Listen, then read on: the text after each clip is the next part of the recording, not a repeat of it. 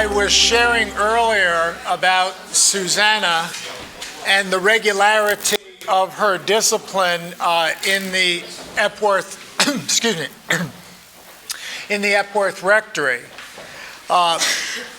Despite this regularity of discipline, the home life of the Wesley family was disrupted from time to time by some unusual events. In 1701, for example, their barn, they had a barn on the property, though it was supposedly well constructed, it simply collapsed. Although some think it might have had some help in doing that. The next year, part of the rectory was burned. It was burned. And in 1704, fire destroyed a crop in the field. They were growing some flax. And that crop was destroyed in the field. The most noteworthy of these events, though, happened on February 9th, 1709. And this is the great fire that took place at the Epworth Rectory. And Samuel, everyone was in bed, and Samuel was awakened from his sleep by a cry from the street. Someone outside the house had cried out, "Fire, fire." And so he opened his bedroom door, and he found that the house was already filled with smoke. And after waking Susanna and his two eldest daughters, Samuel raced for the nursery where the maid was sleeping with 5 children. Startled by his entrance and smelling the smoke, the maid grabbed the youngest child, who was Charles, and urged the others to follow her lead. The 3 other children did so, but John remained fast asleep. Most of the family gathered outside the rapidly burning rectory. Some children had escaped through windows, others through a small door that led to the garden, but John was nowhere to be seen. Thinking it was morning due to the light from the blaze, John finally awoke and he called out for the maid. Fortunately, his crying was heard by someone from the street, and so Samuel darted back into the house and attempted to mount the stairs, but they quickly gave way under his weight. And so Samuel feared that his son John was lost, and so he knelt down in the hall and commended the soul of John Wesley to God. He thought that his son was lost. In the meantime, seeing the flames lick the ceiling of his room, John attempted to flee through the doorway, but he could not. He then climbed on a chest near the window, and he was spotted by those who were in the yard. A ladder was called for, but there was little time. And so one man got on top of the shoulders of another man. They reached up for the child with very little time to spare. Indeed, just when John Wesley was in his rescuer's arms, the roof imploded. It came crashing down and fell inward, sending debris, smoke, and fire into the night sky. With this turn of events, these dramatic events, Samuel cried out with a sense of relief, quote, "Come, neighbors, let us kneel down. Let us give thanks to God. He has given me all my 8 children. Let the house go.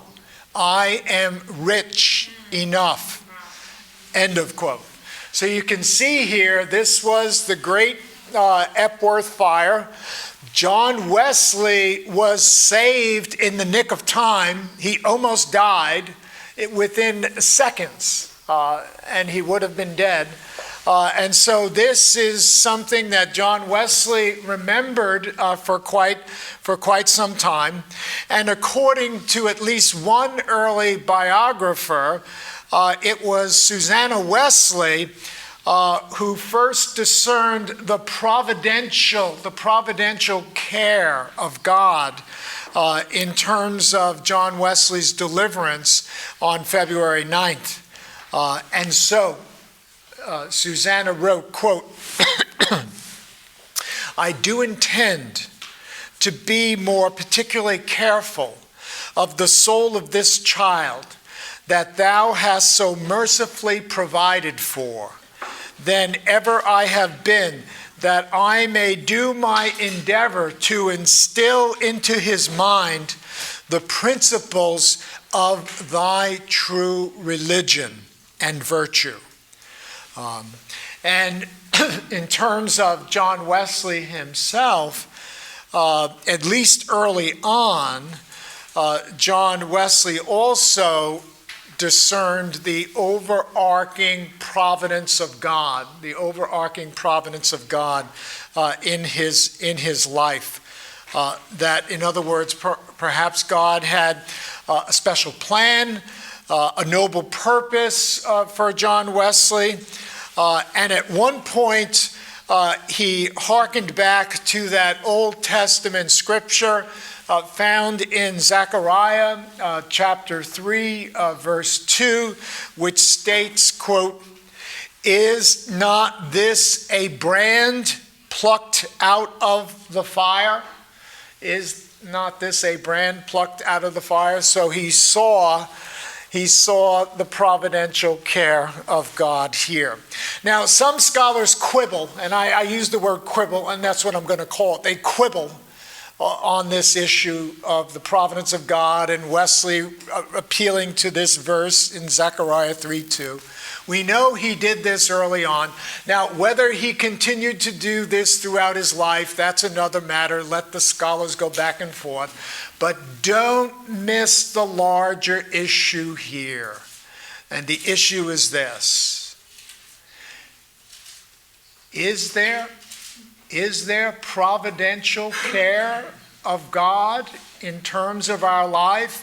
Is there a particular providence of God in terms of our life? Or is it simply a general providence? God gives the rain, God gives the sun.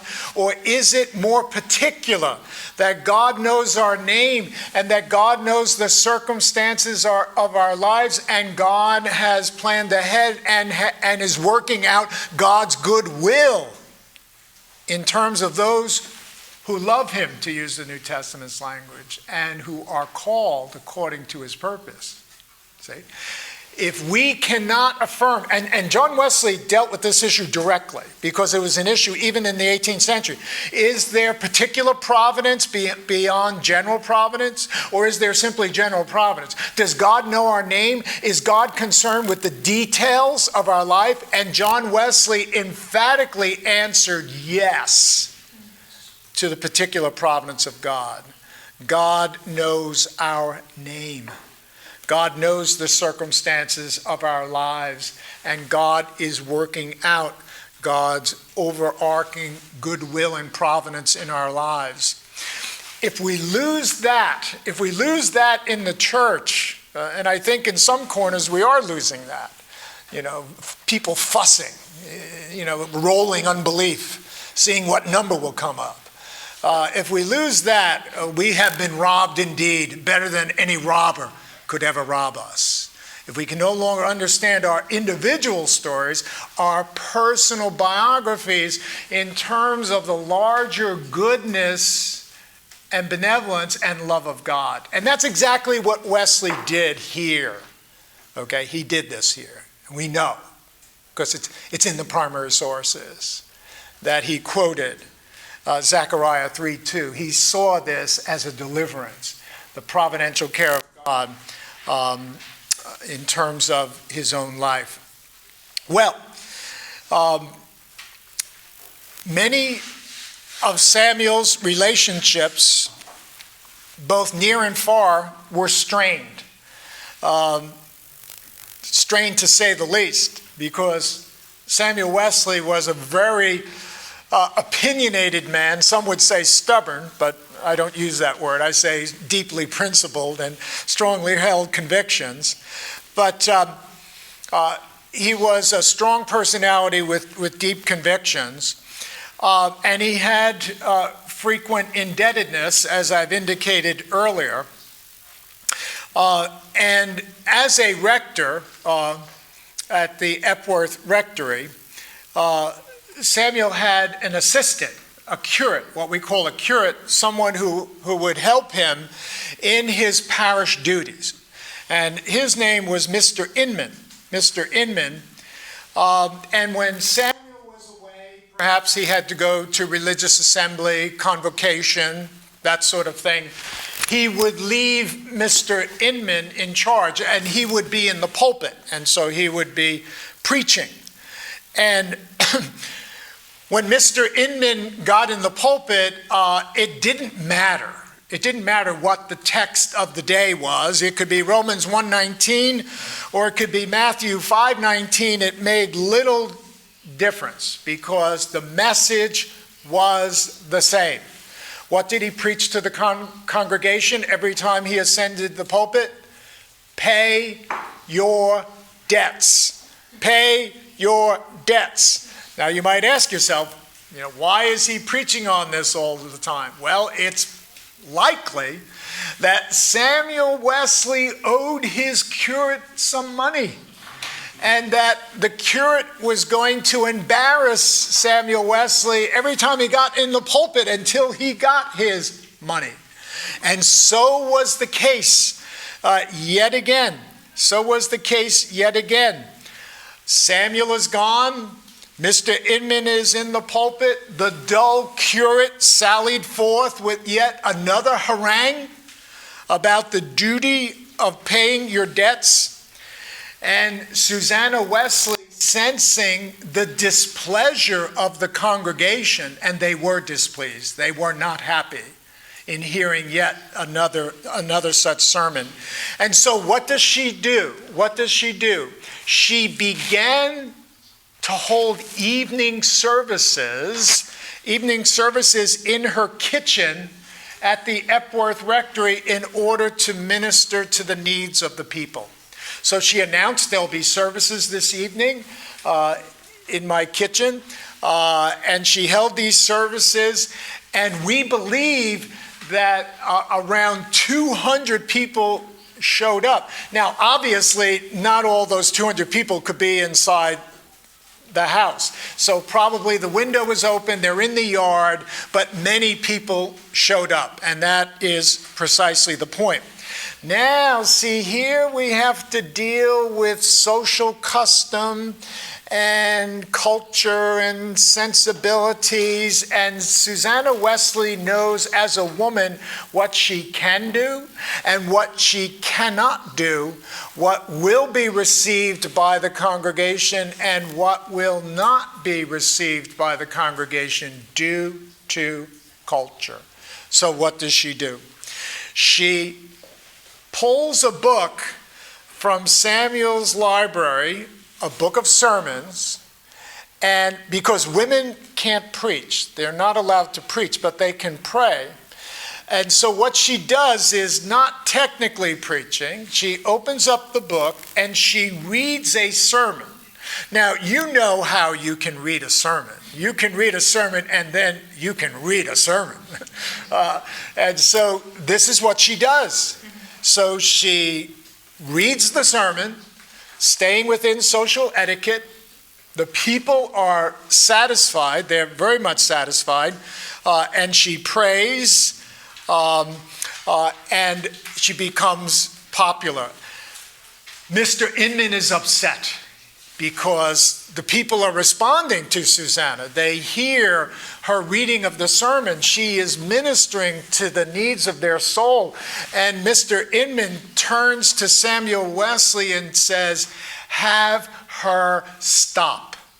This is not right. This is not right. And so he wrote a letter to Samuel, and he complained bitterly about Susanna's, quote, quote, inappropriate actions. Well, Samuel Wesley was conventional and traditional in many respects, and so he asked his wife to end these kitchen services immediately, these informal gatherings. Well, you know Samuel Wesley is a strong personality, but you also know that Susanna Wesley is a strong personality, okay? She did not back down earlier in terms of supporting James II. And so when her husband asks her to stop, this is how she responds to her husband. Quote, "If you do after all think fit to dissolve this assembly, do not tell me that you desire me to do it, for that will not satisfy my conscience. But send me your positive command in such full and express terms as may absolve me from all guilt and punishment for neglecting this opportunity of doing good when you and I shall appear before the great and awful tribunal of our Lord Jesus Christ." Wow, what a response. Samuel was convinced. He was convinced. He was persuaded. And I think this response of Susanna to her husband when he said, "Please stop these services," and she responds, I think this response also influenced later on John Wesley and his understanding of ministry, especially when Anglican bishops told him, "Don't preach here. Don't send out lay preachers." What's the principle that we see here? It's very interesting. Susanna Wesley is talking about she cannot neglect the opportunity of doing good. She cannot neglect this opportunity of doing good. Wesley one time, for example, John Wesley one time, being informed by such a principle, the Anglican bishop told him to stop sending out your lay preachers. And Wesley's response to the bishop was, "I would rather send out these lay preachers than to watch the harvest rot on the ground for want of laborers."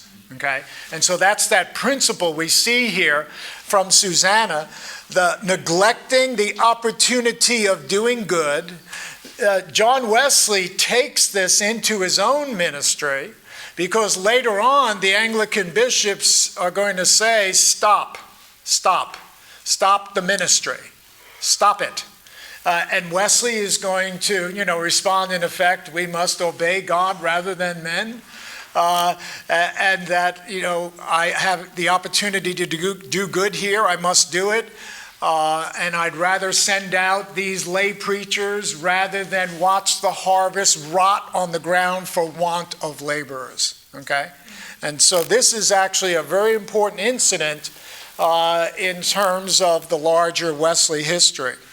Now, if Samuel was concerned about the spiritual state of the Epworth congregation, if he was strong-willed in religious matters, and if he was deeply marked by convictions, then so too was Susanna. So too was Susanna. She was as firm and as resolute in her convictions as was her husband.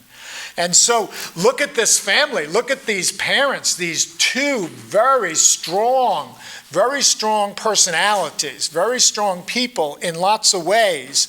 They provided an atmosphere in the Epworth Rectory that would instill a seriousness in moral and spiritual life among the children, and especially with the good results, as I mentioned earlier, that all three of the boys, go off to Oxford University.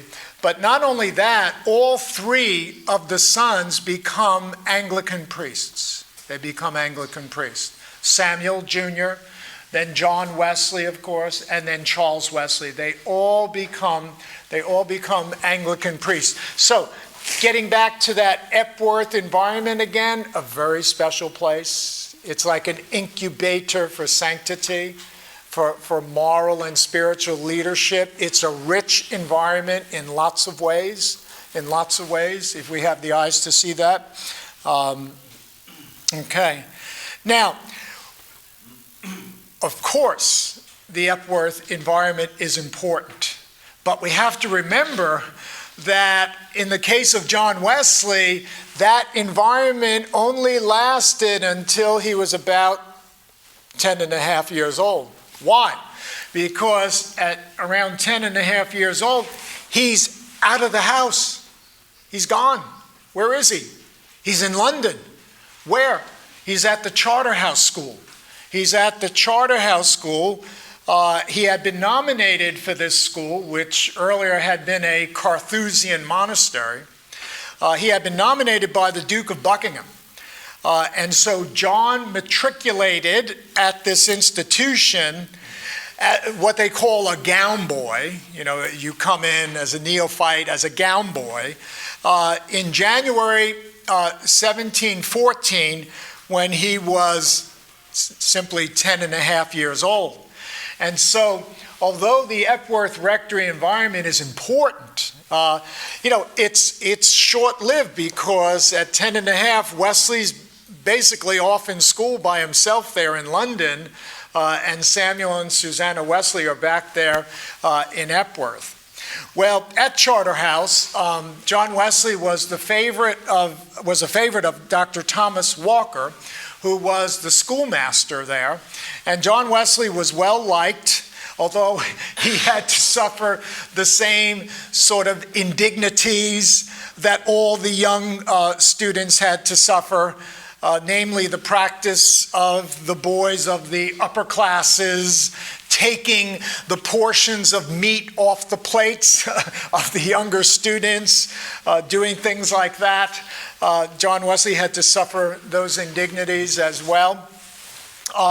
His father counseled him, body, soul, and spirit.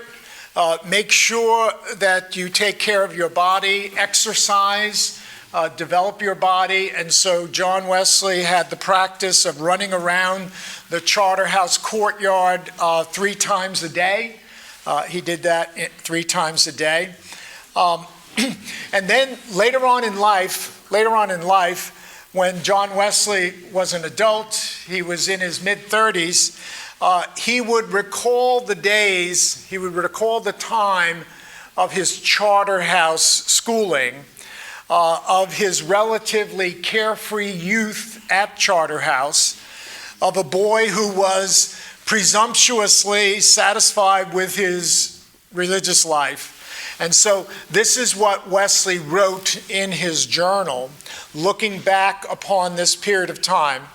Now, John Wesley is writing this in 1738. He's actually writing it on the occasion of his Aldersgate experience. He writes a spiritual biography of his life up to that point. And so in reflecting back on Charterhouse, this is what he writes. He writes, "The next 6 or 7 years were spent at school, where outward restraints being removed, I was much more negligent than before even of outward duties, and almost continually guilty of outward sins, which I knew to be such, though they were not scandalous in the eyes of the world. However, I still read my scriptures, said my prayers morning and evening, and what I now hoped to be saved by was One, not being so bad as other people. Well, that might not be a very good standard depending upon who you're hanging around. I'm not as bad as other people. Well, that might not be saying very much at all. Second, having still a kindness for religion. So what's Wesley saying there? Having still a kindness for religion. He's saying, well, you know, when I was at Charterhouse, I liked religion. You know, I was interested in religion. And then he says, thirdly, reading the Bible, going to church, and saying my prayers. Okay? And so Wesley says he's doing all of these things. And this obviously is a very revealing narrative. For it, though it represents the perspective of an older person, Wesley's in his 30s at this time, and no doubt that colors his perspective. Nevertheless, this shows that Wesley in 1738 had developed the kind of religious sensitivity and religious judgment that would characterize a Martin Luther in the 16th century or a Soren Kierkegaard in the 19th century. Like Luther, who preceded him, Wesley's conscience was not easily put aside, and he was hardly satisfied with the conventional religion of the day. In other words, the doing of these things that I've mentioned earlier, these three things, in 1738, Wesley finds this utterly insufficient, not satisfactory in terms of living the Christian life. Okay? And then in terms of Kierkegaard, Wesley was a perplexing figure. He was a puzzle. He was a puzzle to both friend and foe alike. He was a mysterious figure, according to some. They couldn't understand him. Why? Why is Wesley perplexing, complex, kind of troubled figure here? Because Wesley is challenging. He's calling into question exactly what everyone assumes. Because, again, understand the context. The context is 18th century England. Is England mostly composed of Christians? Yes, on one level. How did they become Christians? They were born into the faith. They were baptized as infants, okay? Those answers, you ask an Englishman in the 18th century, are you a Christian? Of course I'm a Christian. Why are you a Christian? I was baptized as an infant. Those answers are no good for Wesley. They're not sufficient. And that's the point. But then, watch this. It gets even a little more difficult, a little more perplexing. Look at John Wesley. Where did he grow up? He had parents like Samuel Wesley as a father. He had Susanna Wesley as a mother. He was baptized as an infant. He had religious education and training. He went to Oxford University. He was ordained an Anglican priest, okay?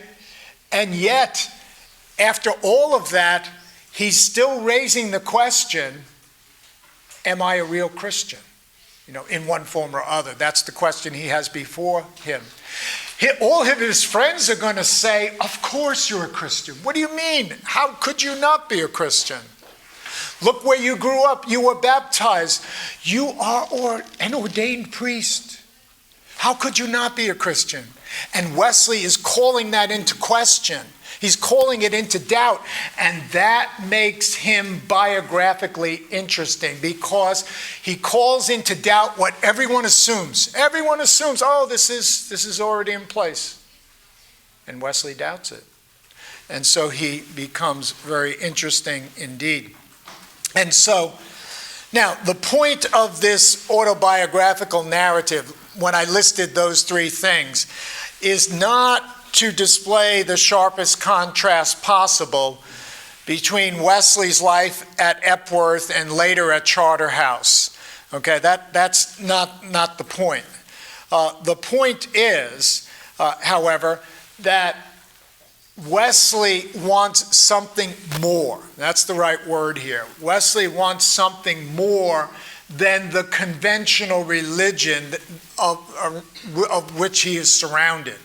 He wants to be, now notice this language, because this language comes from Wesley's own writings. What does he want?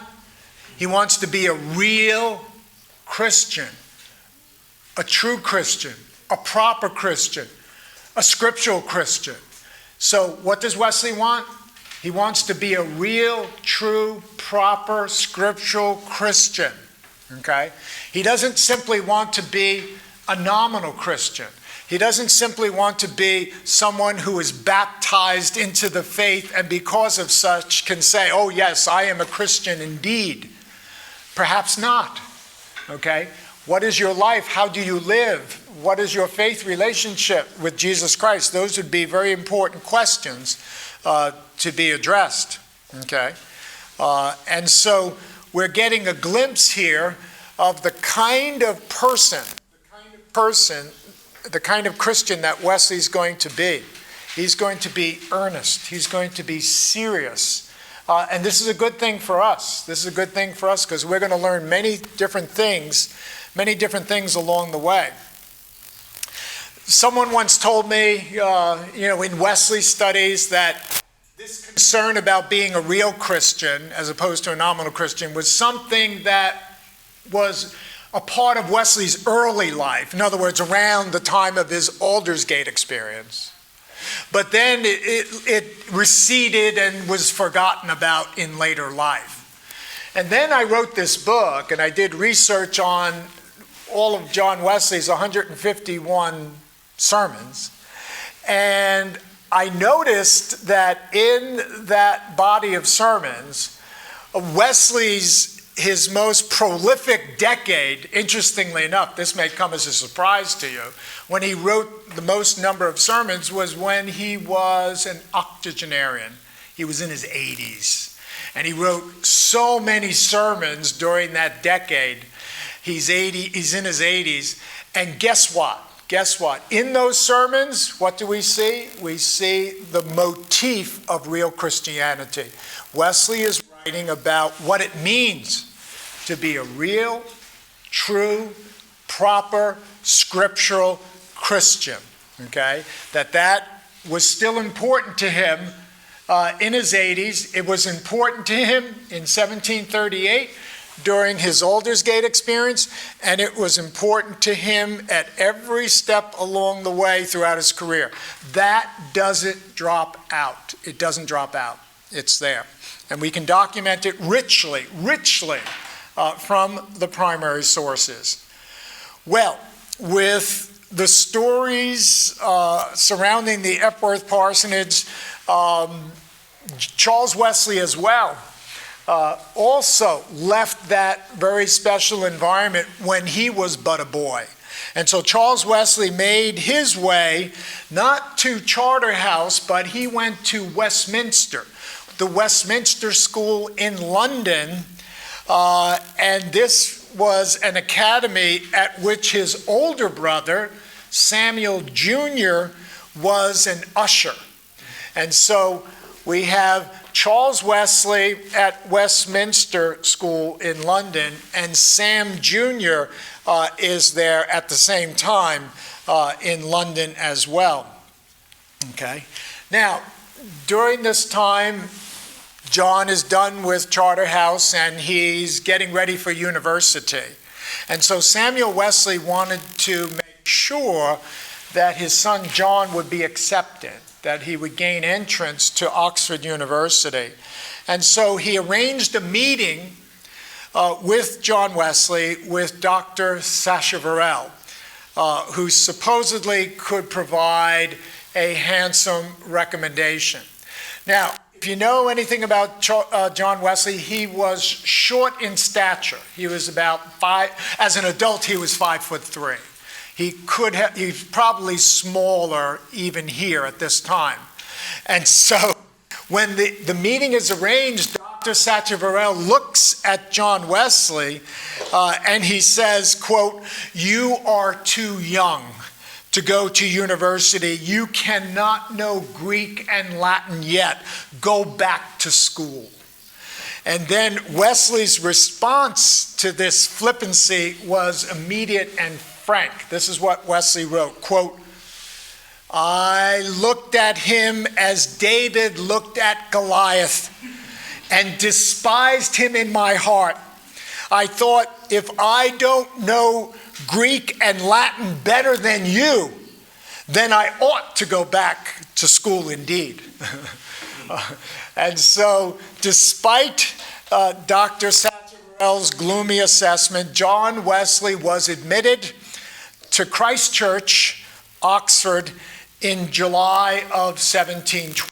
And so he gained entrance to the university, and that is where he will spend the next years. Okay, let's stop there and take some questions and comments that you might have.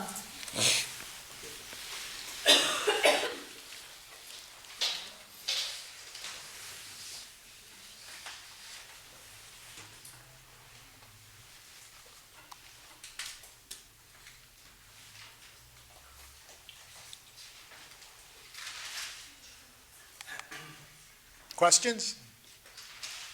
Comments?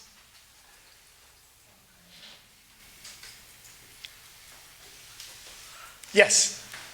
Вот на обучение всех детей своих мальчиков там в Оксфорде сам оплачивал или дети оплачивали, где-то выполняя какую-то работу?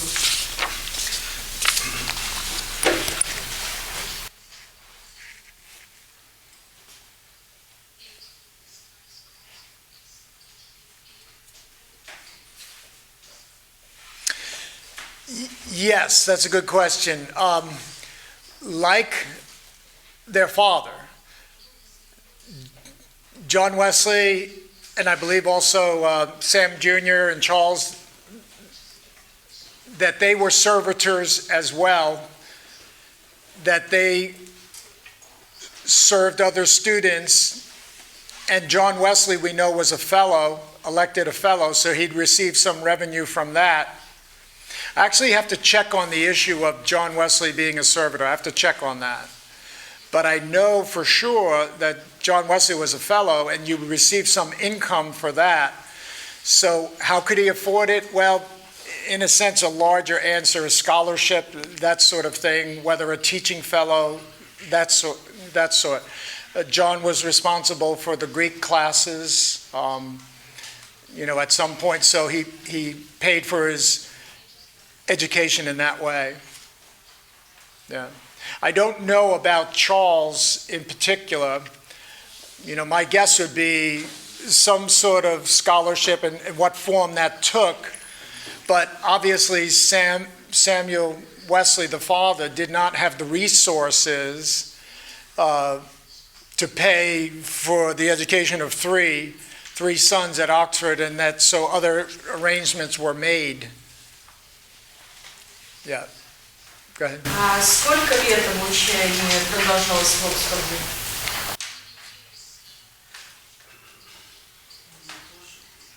Yeah, it's usually a 4-year course. It's usually a 4-year course. It can be more, depending upon, studies, that sort of thing. Yeah. Yeah. Other questions, comments? Yes. Maybe I didn't hear it well, but could you please specify what kind of education exactly he took in Oxford? And did he have any kind of choice? Right now we have different choices what kind of education. Yeah, I mean, it's a university education. Exactly what the degree was. It's a bachelor, a Bachelor of Arts. It's a 4-year degree. Wesley he gives evidence of focusing on languages, Greek, for example. Afterwards, beyond this, Wesley gets a master's degree. He gets a master's degree and writes a thesis. And he has to do a defense of the thesis, and he lectures in a number of topics on the master's level. But Wesley, and this is important to know, Wesley did not get the Bachelor of Divinity degree, which would be our equivalent today to a Master of Divinity degree. He thought about doing that, but he never did it.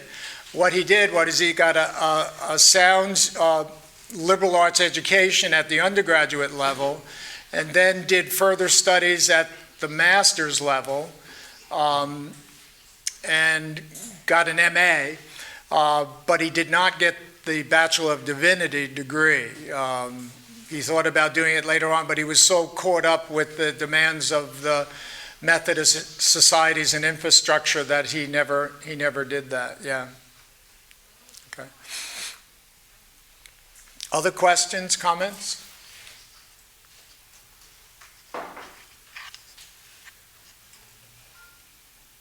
Think of larger issues. Think of big questions. Think of what's going on in Wesley's life at this time. How does he think about God? How does he think about what's real? How does he think about relationships? Think about those larger issues. Those are important. Those are very important here, and we're going to be seeing them again and again. It's important to know detail for sure, but make sure you see the larger picture, because the larger picture is what is very important. And Wesley's going through a big transition. He's going through a big transition as he enters university, because you probably already realize that Methodism arises, where does it arise? In the context of the university. It arises out of Oxford University, that academic setting, if you will, academic, ecclesiological setting. And so we need to understand the context in which Methodism will arise and see the larger picture, what's going on here. Wesley is transitioning at Oxford to participate in the rise of Methodism. He and his brother Charles, of course, and others as well. Other questions, comments? Yes, back there. Ну вот вы сказали в отношении, да, более о каких-то глобальных его, о глобальном мышлении или каких-то целей глобальных. Но вот и хотелось бы, да, послушать, может быть, или на следующей лекции, вот этот период его уже, допустим, до Оксфорда, Оксфордский период, что у него происходило в душе в духовном плане, то есть к чему он стремился, то есть какие его были переживания, цели, вот если можно.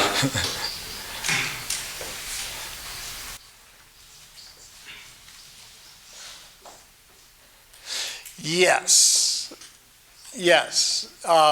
In subsequent lectures, I will be dealing with the bigger picture for sure. The details, the bigger picture, what I like to call the footpath view, and then the helicopter view.